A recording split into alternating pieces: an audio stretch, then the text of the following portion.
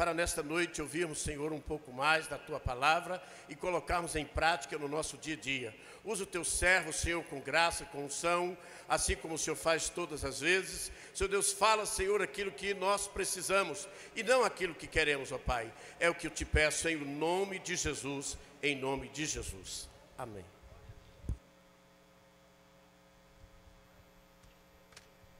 Aleluia. Meus irmãos, a paz do Senhor. Quantos estão felizes? Quantos têm motivos para louvar o nome do Senhor? Costumo dizer, mesmo com que nós não tivéssemos motivo, Deus deve ser louvado do mesmo jeito, não é? Quantos trouxeram a Bíblia? Abre a Bíblia no Salmo de número 151.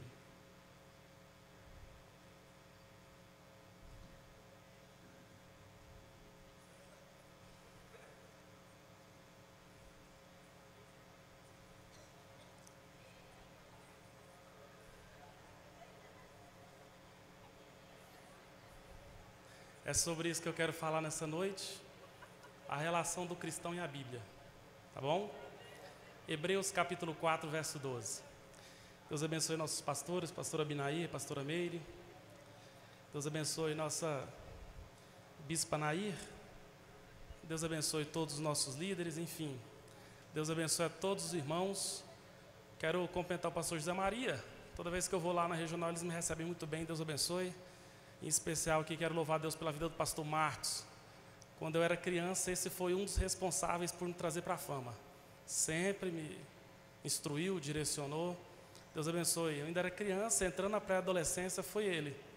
Deus abençoe sua vida poderosamente. E eu não imaginava que todos os conselhos que o Senhor me daria, eu estaria nessa situação aqui hoje. Deus abençoe poderosamente. E eu acredito que Deus é na vida do Senhor. Eu estive lá na congregação, eu nunca tinha, embora 16 anos com o microfone na mão, nunca tinha pregado num culto que tinha mais gente não crente do que crente. Impressionante. Deus abençoe. Eu acredito que Deus fará muitas coisas ainda na vida do Senhor, na vida das meninas. Deus abençoe, tá bom? Eu ainda quero louvar Deus pela vida do Edmar e da Camila. O Edmar é alguém que eu cresci praticamente dentro da casa dele.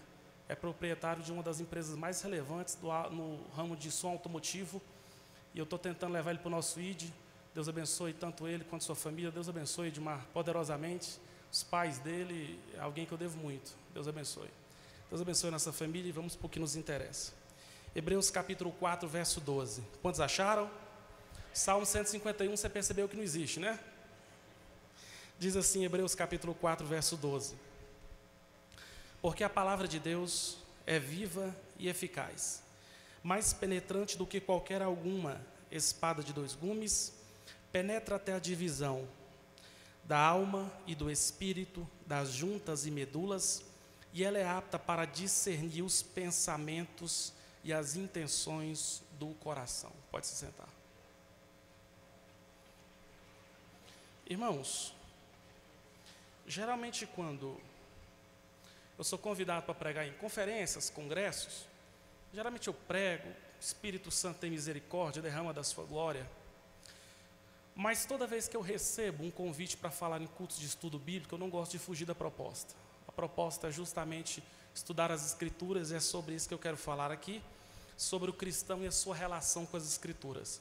A minha proposta é fazer com que você tenha um contato mais relevante com a Bíblia, que nós entendemos que é um glorioso presente de Deus para nós. Por que você diz isso, Starley? O Salmo 119, verso 105, já é considerado o Salmo da palavra. A Bíblia diz que lâmpada para os meus pés é a tua palavra e luz para o meu caminho. É o testemunho que a Bíblia dá de si mesmo, e a gente sabe que, a bem da verdade, a Bíblia não apenas instrui nós a lê-la, nós apenas lê-la. A Bíblia ordena muito mais do que isso. Afinal de contas, Jesus chegou a dizer: examinai, pois, as Escrituras, pois é elas que testificam de mim. João Calvino, pós-reformador, chegou a dizer que as Escrituras são os óculos que nos permitem ver e focalizar, sem as quais o conteúdo da Bíblia tudo seria confuso. É importante você compreender que não importa quem você seja aqui nessa noite, é importante você compreender de uma vez por todas que o olhar do estudante da Bíblia, o olhar do cristão sobre os mais diversos temas, aborto, legalização das drogas, eutanásia, porte de arma, tudo isso deve ser observado, analisado e passado pelo crivo das Escrituras. Afinal de contas, o ex-estadista Abraham Lincoln chegou a dizer assim: eu devo admitir, a Bíblia é o melhor presente que Deus deu ao homem. Todo o bem que o Salvador fez ao mundo foi transmitido nesse livro. Sem a Escritura, nós não poderíamos diferenciar o certo do errado, o ético do antiético. Afinal de contas, todas as coisas necessárias para o bem-estar do ser humano, agora e no porvir, estão retratados na própria Bíblia. A primeira proposta é você entender de uma vez por todas o que a Bíblia é. É importante você destacar e você memorizar a ideia de que a Bíblia, ela se é definida como uma revelação de Deus para nós. A Bíblia é definida como uma revelação de Deus para nós. Ao longo da história, desde o surgimento do homem, a Bíblia vai apresentar no mínimo 3 formas de Deus se revelar ao ser humano. Essas 3 formas, elas são diferenciadas. A primeira forma com que Deus se revelou ao ser humano foi através da natureza. A Bíblia vai dizer no Salmo 19, por exemplo, que os elementos da natureza anunciam as obras das mãos de Deus. Houve um determinado período na história, após o finalizado iluminismo, que teólogos simplesmente utilizaram a natureza, e cientistas e filósofos cristãos utilizaram a natureza para provar a existência, a grandeza e o poderio do Deus que criou os céus e do Deus que criou a terra. Como é que eles faziam isso? Levando em conta que se ateísmo não professa a existência em Deus, muito menos não professa a existência que a Bíblia é a palavra de Deus. Portanto, eles estavam utilizando a natureza para provar que se a natureza existe, existe porque de fato um Deus poderoso criou. Enfim, a natureza, ela prova a existência do nosso Deus. O segundo método, e é o que nós falamos aqui nessa noite, é a revelação escrita. A Bíblia Sagrada, ela não é nada mais, nada menos do que a revelação escrita de Deus aos homens. Seus 39 livros no Antigo Testamento, seus 27 livros no Novo Testamento, vão apontar para essa realidade, que cada vírgula, que cada ponto, que cada texto é inspirado, é direcionado por Deus, é movido por Deus, e nós entendemos que a Bíblia, de fato, é a revelação de Deus aos homens. A terceira maior de todas as revelações é o próprio Cristo, Jesus, o Deus que se encarnou e caminhou entre os homens. João capítulo 1 chega a dizer que o verbo estava com Deus, não é segredo para ninguém, que a palavra grega ali para verbo é logos, que significa basicamente palavra mesmo, não é heresia nenhuma. Eu garanti para os irmãos aqui nessa noite que Jesus era a própria Bíblia andando aqui na terra, ou seja, ele era de fato a exegese perfeita de Deus caminhando entre os homens. Nele nós vimos os pés de Deus, as mãos de Deus, nele nós vimos a vontade de Deus, a filosofia de Deus, tudo revelado na pessoa de um único nome, de um único homem em um único nome chamado Jesus Cristo de Nazaré da Galileia.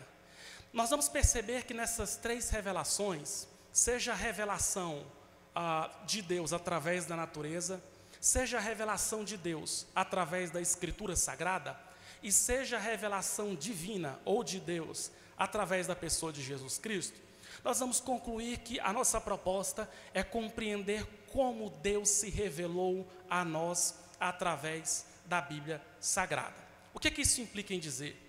Implica em dizer que tanto os 39 livros do Antigo quanto os 27 livros do Novo, eles vão basicamente ser a palavra de Deus inspirada, e a Bíblia Sagrada vai apresentar os efeitos justamente da Bíblia Sagrada sobre nós. Ou seja, é aqui que nós compreendemos a boa, a perfeita e a agradável vontade de Deus. É importante você compreender que você dizer que ama a Deus e não conhece a Bíblia, é a mesma coisa você dizer que gosta de matemática, mas não desce os números na sua garganta. Fica incoerente. Ou seja, o conhecimento que o cristão e a relação que o cristão deve ter com a Bíblia vai medir basicamente o tamanho da fome que ele tem por Deus. É importante você compreender isso. Por que, Starley? Porque é aqui que Deus revelou a sua vontade. E como é que nós entendemos, ou como é que nós fazemos para diferenciar o que é doutrina bíblica para aquilo que é costume? Eu falo isso por quê? Porque você vai perceber que, principalmente nas páginas do Antigo Testamento, nós vamos perceber na Bíblia muitas e muitas culturas, marcas de povos inseridos nas Escrituras, principalmente do povo judeu, mas nós vamos encontrar cultura babilônica, vamos encontrar cultura persa, e a grande questão que nós precisamos entender é que doutrina bíblica não está baseada em costume. Doutrina bíblica está baseada nos princípios que regulamentam a fé cristã. E é daqui para frente, eu vou fazer perguntas para vocês que estão aqui no templo, para você que está assistindo aí na live, e é importante você colocar o seu cérebro para se exercitar, para a gente primeiro entender o que é doutrina de uma vez por todas. Pergunta aqui para os irmãos: Deus aparece no Antigo Testamento? Sim ou não? Deus aparece no Novo Testamento? Doutrina. Cristo aparece no Antigo Testamento? Cristo aparece no Novo Testamento? Sim, doutrina. O pecado aparece no Antigo Testamento? Aparece no Novo Testamento? A ordem para usar véu dentro da igreja aparece no Antigo Testamento? Não. Não aparece. Aparece no Novo? Sim. Por que, Starley? É a prova de que basicamente nós temos que aprendermos a diferenciar o que é doutrina bíblica para aquilo que é cultura. Porque senão vai fazer igual um pastor amigo meu. Ele falou assim brincando: a vontade que se dá é de pegar um costume do Antigo Testamento e aplicar para os dias de hoje. É escolher o marido que a minha filha vai casar, porque já que Abraão escolheu, por que eu não posso escolher? Isso é cultura, é costume. Imagina só, juventude, seu pai utilizar esse texto para escolher a pessoa que você vai casar. Não seria tão legal assim. Por que eu digo isso? É aprender a diferenciar o que é costume para aquilo que é doutrina. E por que você diz isso, Starley? Porque simplesmente nós estamos pautados na Bíblia. Estamos pautados na revelação das Escrituras, e nós não podemos nos esquecer que aquilo que alimenta, aquilo que revela, aquilo que regenera, aquilo que santifica, aquilo que justifica, aquilo que restaura, é justamente as doutrinas da Bíblia inserido para o nosso melhor proveito, para conhecermos a Deus. Starley, qual é o grande tema da Bíblia Sagrada? A bem da verdade não deve ser segredo para ninguém. O grande personagem da Bíblia Sagrada, tanto o Antigo quanto o Novo, não é nada mais, nada menos do que a pessoa de Jesus Cristo. A esse o qual nós acreditamos que está aqui nessa noite, através do seu Espírito Santo. Você vai perceber que Jesus, ele foi a revelação perfeita de Deus, e porque em Cristo o Pai foi revelado. É o que está em João capítulo 1, verso 1. Em Cristo, a natureza de Deus foi revelada, o poder de Deus foi revelado, a sabedoria divina foi revelada, a glória de Deus foi revelada, a vida de Deus foi revelada, o amor de Deus foi revelada, e eu preciso te relembrar, em Cristo a palavra de Deus foi revelada. Isso implica em dizer que Ele deve ser o centro dos nossos louvores, Ele deve ser o centro das nossas pregações. Não é pecado falar sobre Daniel, pregar sobre Jeremias, enfim, nada disso. Mas nós não podemos esquecer que o plano salvífico na cruz do Calvário não se deu em qualquer um dos patriarcas do Antigo Testamento. O plano salvífico da cruz do Calvário não se deu sobre os ombros de apóstolos, de bispos, de pais da igreja, não deu sobre o ombro de nenhum de nós. Basicamente, nós precisamos compreender que o plano salvífico na cruz do Calvário se deu na pessoa de Jesus Cristo. E é por isso que a Ele seja a honra e a Ele seja a glória aqui nessa noite. Nele, nós vimos a grandeza de Deus. A pergunta é: Starley, como é que a Bíblia sai da mente divina e chega até nós, enquanto conteúdo escrito? Basicamente, nós vamos perceber que isso se dá em etapas. Por exemplo, Deus tem a sua vontade, e a Bíblia nos garante que a vontade de Deus, ela é boa, ela é perfeita e agradável. Essa vontade de Deus foi revelada aos homens que dentro do qual foram responsáveis por escrever os textos das Escrituras. Deus revelou a si, Deus revelou sua vontade simplesmente aos homens que Ele chamou para escrever e para compor o texto bíblico. Tem muita gente que acha que esse processo de revelação divina se deu por uma espécie de Deus anular a personalidade e o caráter e até retirar a consciência dos profetas e apóstolos, mas não foi.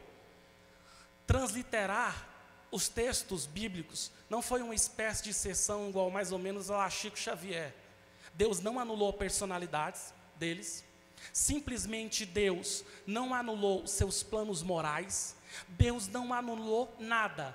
Deus simplesmente utilizou as mãos e as mentes desses homens, escritores da Bíblia, para revelar a sua vontade. O segundo princípio é que Deus revelou unicamente a profetas e apóstolos. Já repeti em cima desse púlpito, eu vou voltar a repetir. Profetas foram homens que receberam as revelações originais da parte de Deus. Toda vez no Antigo Testamento que você observar a Bíblia dizendo assim: e veio a Jeremias a palavra do Senhor, e veio a Ezequiel a palavra do Senhor, não significa que Deus jogou uma Bíblia na cabeça deles, não. Significa que Deus revela a sua vontade, e esses homens transliteram uma vontade de Deus através de textos. Segunda consideração: no Novo Testamento, qual foi a classe de homens que Deus revelou? Resposta: apóstolos. Definição do que apóstolo é: apóstolos foram testemunhas oculares de Jesus. João começando a primeira carta que ele escreve, já no capítulo 1 ele já diz: olha, nós vimos o verbo da vida, nossas mãos apalparam o verbo da vida. Esses homens, irmãos, tocaram em Jesus. Esses homens recostaram a cabeça deles no peito de Jesus. Esses homens eles comeram com Jesus. Esses homens viram Jesus levantar as mãos, acalmar ventos e tempestades. Esses homens viram a doutrina de Jesus maravilhar multidões. Esses homens viram Jesus levantar paralítico. Esses homens viram Jesus, com uma palavra, pegar o coração desesperançado e gerar fé. E esses homens viram Jesus desviar a rota das pessoas que iam direto para o inferno, e a partir de agora eles vão para a Nova Jerusalém Celestial. Eles viram. Starley, nós somos? Resposta: não, não somos. Então a grande consideração é: eu posso escrever um texto bíblico, e esse texto hoje esse texto pode entrar para as páginas da Bíblia? Resposta: não. Por quê? Porque nenhum de nós aqui recebemos as revelações originais da parte de Deus, e nenhum de nós aqui foram testemunhas oculares a respeito de Jesus. Esses homens de fato escreveram, e é basicamente escrevendo que entre os primeiros materiais que a Bíblia foi utilizada no seu processo de escrita.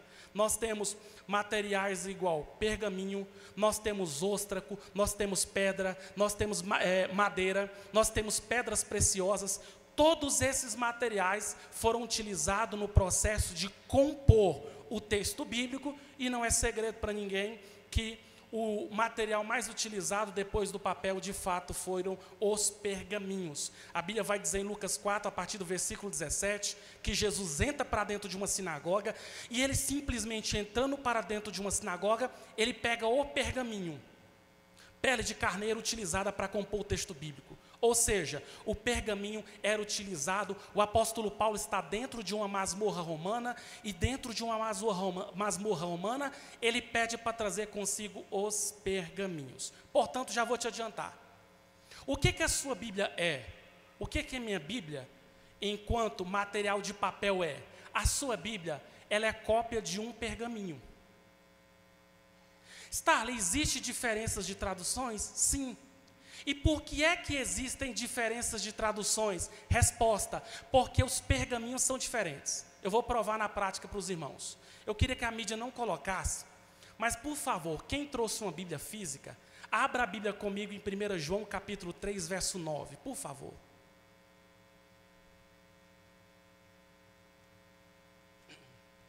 1 João, capítulo de número 3, a partir do versículo de número 9.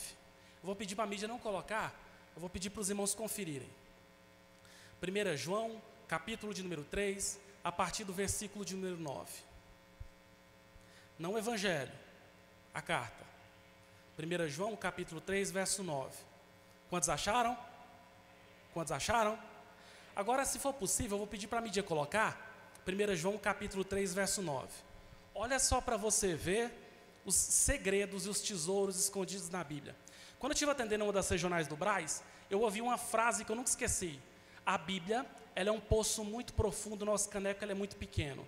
Eis aí uma das provas. 1 João, capítulo 3, verso 9, diz assim: qualquer que é nascido de Deus, não vive na prática do... Quantos aqui tem uma tradução diferente? Levanta a mão. Quem aqui tem a tradução que diz assim: qualquer que é nascido de Deus não comete pecado? Daniel, mas quantos aqui tem? De novo, Marcos. Levanta a mão. Quantos tem? Vou fazer uma pergunta. Uma tradução diz assim: qualquer que é nascido de Deus não vive na prática do pecado. Outra tradução diz assim: qualquer que é nascido de Deus não comete pecado. É a mesma coisa? Sim ou não? Sim ou não? Qual a diferença? Qual é a diferença? Uma diz que qualquer que é nascido de Deus não vive na prática do pecado. Muitos irmãos que estão aqui, tem outra Bíblia dizendo que qualquer que é nascido de Deus não peca. Qual é a diferença? Exatamente. Uma está dizendo que quem é cristão não peca nunca mais. Deixa eu perguntar. Quantos aqui depois de aceitaram a Cristo nunca mais pecaram? Nunca mais pecou. Cadê esse sacrossanto anjo que está aqui? Não tem? Por que, Starley? Porque os pergaminhos são diferentes. E hoje, você sabe, tem Bíblia de tudo quanto é jeito. Bíblia da criança, Bíblia do pré-adolescente, Bíblia do adolescente, Bíblia do jovem, Bíblia do homem, Bíblia da mulher que ora, Bíblia do homem que não ora, inclusive vende muito. O que eu estou querendo dizer para você? É simples, tem Bíblia de tudo quanto é jeito. Starley, qual que é a sua proposta? É para que simplesmente toda vez com que nós estudarmos as Escrituras, a proposta é nós compreendemos que nós temos que comparar Escritura com Escritura. É isso que a Bíblia está dizendo. A palavra de Deus, ela é viva, ela é eficaz, ela é mais penetrante do que alguma espada de dois gumes. Não existe vida cristã saudável se simplesmente não tiver um contato, um conhecimento profundo com a palavra de Deus. Amém? Bom, uma hora que esses textos foram parar nos pergaminhos, também não deve ser segredo para ninguém que a Bíblia no Antigo Testamento foi escrita quase toda em língua hebraica. Não é mesmo hebraico que se fala em Israel hoje, e raros trechos em aramaico. E ali, a Bíblia no Novo Testamento, toda ela foi escrita num grego mais arcaico, num grego mais de classe baixa, chamado de grego koiné. Portanto, eu preciso te falar algo aqui bem claro.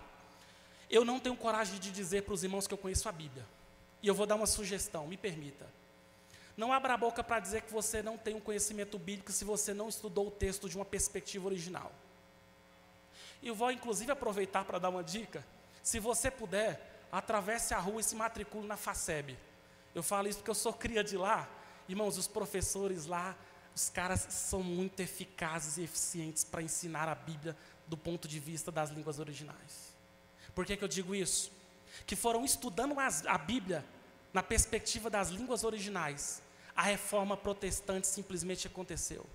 Deus moveu um avivamento que abalou por toda a Europa. E eu me lembro de uma frase que Martinho Lutero falou, bem no auge da Reforma Protestante. Ele vai dizer que não fazia mais nada, ao não ser explicar a Bíblia.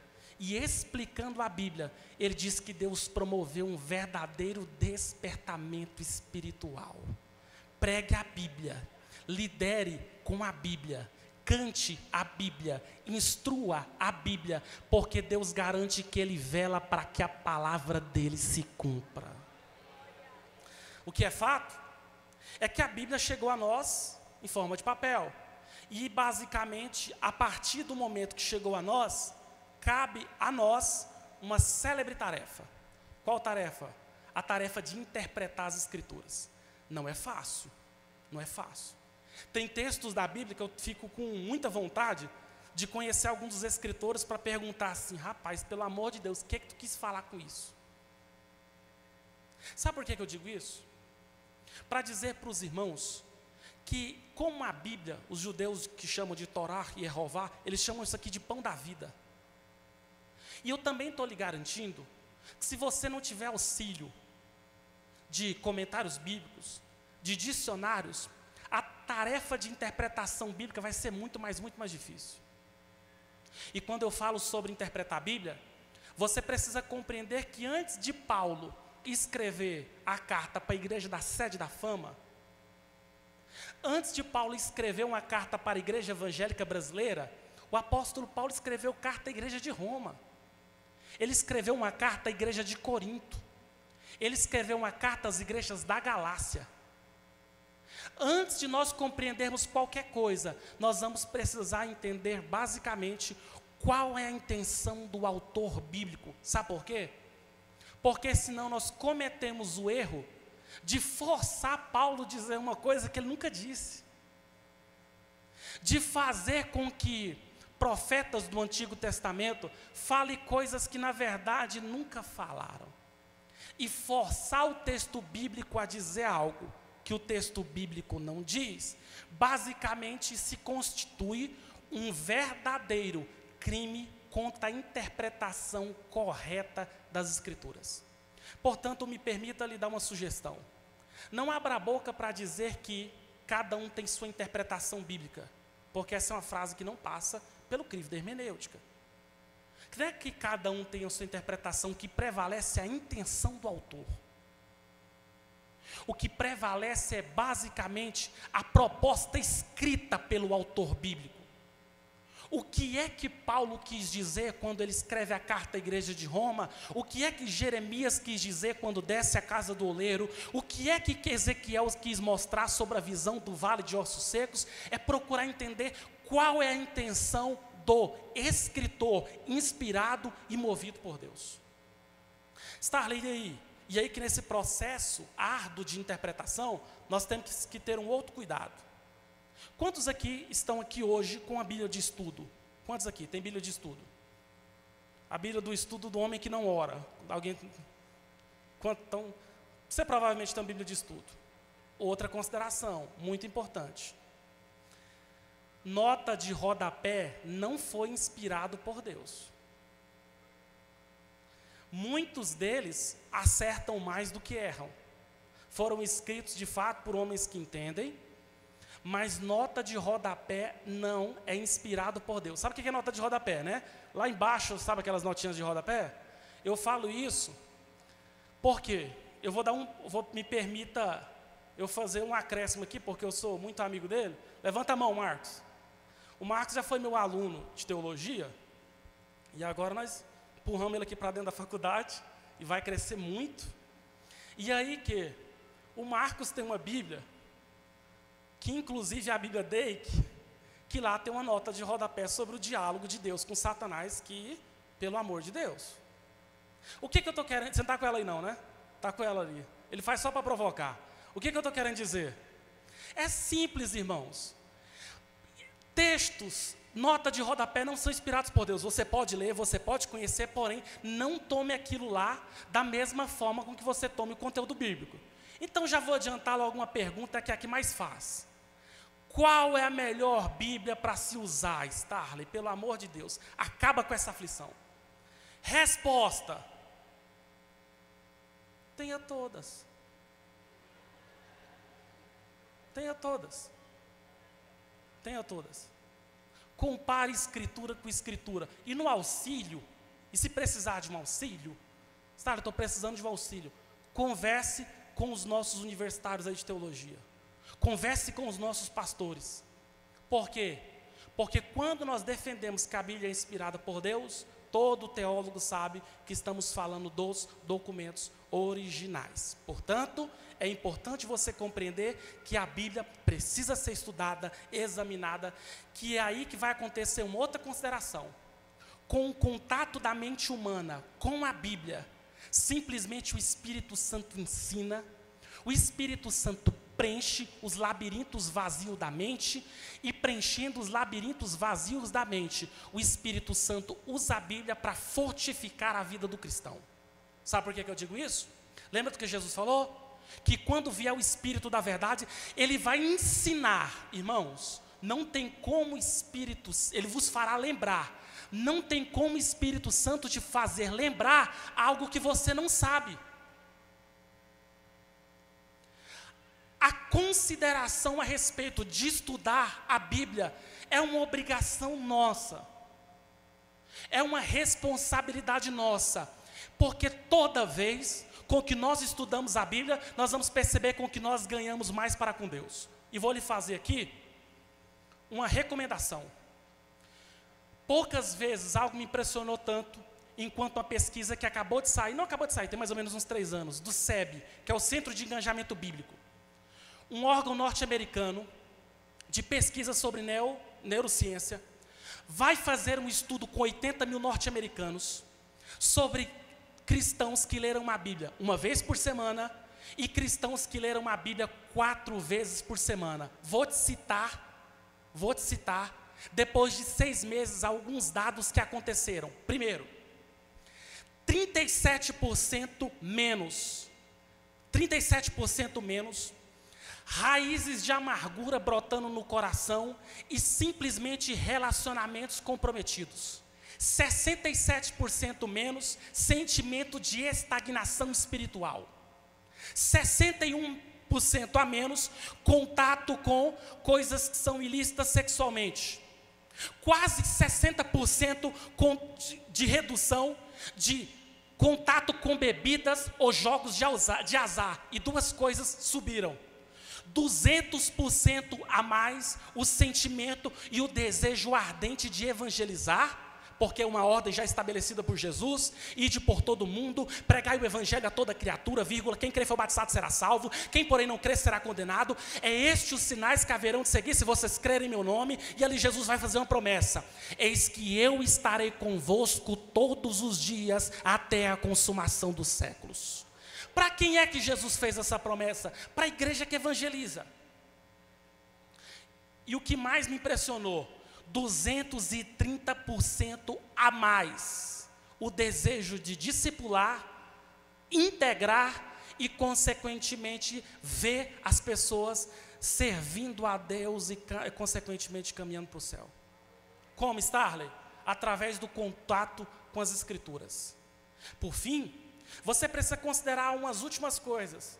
Quando o homem memoriza o texto bíblico, e é por isso que todo judeu, do 0 aos 6 anos, quando ele carregava consigo a obrigação de compreender a Torá, em Israel começaram a fazer justamente uma prática meio estranha, mas ao mesmo tempo, a intenção dos pais era as melhores possíveis.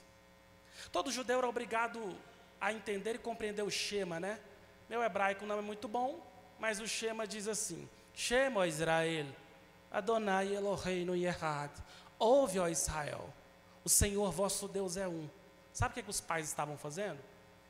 E aqui a mensagem traga pela pastora na semana passada me impressionou e eu fiquei constantemente lembrando disso. Irmãos, os pais em Israel estavam amarrando versículos, textos da Torá nos pulsos e no pescoço das crianças. Pode ser alguém que esteja aqui, me veja pregar, aceita Cristo. Se ele for um judeu, sabe quando é que ele vai esquecer a Midrash, Hanaká e os textos do Antigo Testamento? Nunca mais. Sabe por quê? Porque Deus ensinando a relevância do processo de memorização. Porque a partir do momento que você memoriza, você comunica. E como se não bastasse, a Bíblia é inspirada por Deus. 2 Timóteo 3,16, o apóstolo Paulo nos garante que toda a Escritura é inspirada por Deus. Pedro garante que esses homens, profetas, apóstolos, todos eles falaram movidos por Deus. É Deus quem os levantou, é Deus quem os inspirou. E é por isso que eu quero finalizar apresentando alguns dados. Primeiro, a Bíblia é um livro autêntico. Eu preciso garantir isso para os irmãos. Enquanto nós entendemos que a Bíblia é o resultado de um Deus que, no mínimo, a partir do Novo Testamento, nós temos em torno de 2000 anos de história, nós precisamos compreender um outro dado que seja relevante. Histórias, pergaminhos que vão apresentar histórias de filosofias gregas, igual Tácito, quando escreveu sua história, tem 5 cópias aí rodando pelo mundo. Platão, com a sua obra Tetralogia, tem 7 cópias.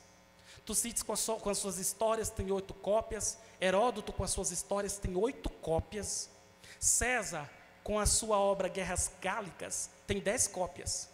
Tem 49 cópias de Aristóteles rodando aí pelo mundo. Mas quando a gente fala de Bíblia, nós estamos falando de um livro que tem em torno de 48.600 cópias rodando pelo mundo. E enquanto professor de filosofia, eu nunca vi ninguém questionar a autenticidade dos escritos de alguns desses homens que eu citei. Mas o ser humano tem uma tendência de simplesmente desprezar a Bíblia Sagrada e entender que ela é a palavra de Deus. Por fim, para não fugir à praxe, é importante eu relembrar alguns versículos que a gente, como diz o ditado, né? De pé junto, que diz uma coisa, mas não diz.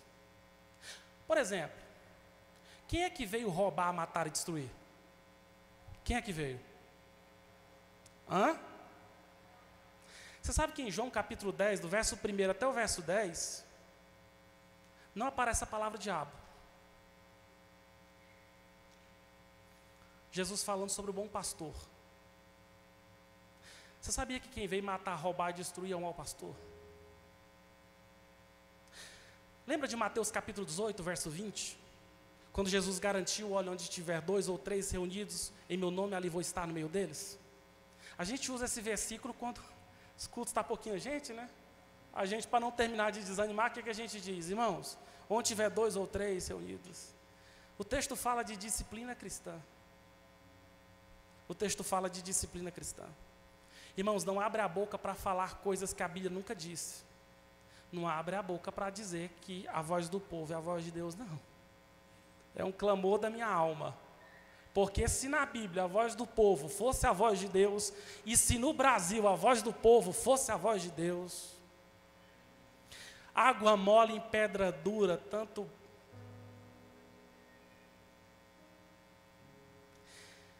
Gênesis 3,15 diz assim, da semente da mulher eu levantarei um que não é esmagar. Os adolescentes estão espertos, porque um dia eu dei aula para eles sobre isso. Está, Jesus não esmagou a cabeça da serpente? Não. Gênesis 3,15, a sua palavra original é ferir a cabeça da serpente. Está, Jesus não esmagou? Não. Paulo diz em Romanos 16:20, e o Deus de paz em breve esmagará Satanás debaixo dos vossos pés. Quando é que Satanás vai ter sua cabeça esmagada? Somente na volta de Jesus. Sabe por que eu estou dizendo isso? Porque eu já fui pregar em evento com aquele tanto de jovem esmagando a cabeça de Satanás. Pulando. E às vezes a gente fica pensando, meu Deus, o que Satanás está olhando, está pensando? Se nem Jesus fez isso.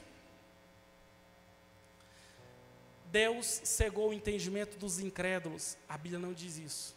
O Deus desse século, o D ali é minúsculo. O cair é do homem e o levantar é de Deus? Não. O cair é do homem, o levantar também é do homem, com a ajuda de Deus. Foi o filho pródigo que caiu em si e quis retornar para a casa do pai. O dinheiro é a raiz de todos os males. Irmão, o dinheiro anda tão difícil. Você ainda coloca a culpa no bichinho. Não faz isso não.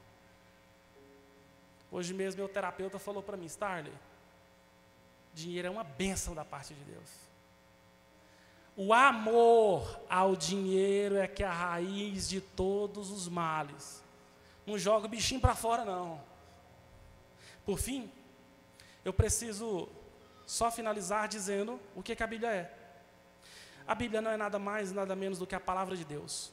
66 livros, 39 no Antigo, 27 no Novo. Em média de quase 16 séculos para ser compostos, utilizando documentos com mais ou menos 4.000 anos de idade, os mais antigos. Em torno de 40 escritores, escritas em 3 línguas: hebraico, aramaico e grego. 3 continentes você vai ver na Bíblia: Ásia, África e Europa. A Bíblia vai apresentar um único problema: o pecado. Mas, ao mesmo tempo, a Bíblia apresenta uma relevante solução: Jesus. Simplesmente, eu concluo dizendo que ninguém decidiu organizá-la. Ia sendo escrito, lido, copiado, colecionado e acrescentado, simplesmente movido pela mão do próprio Deus.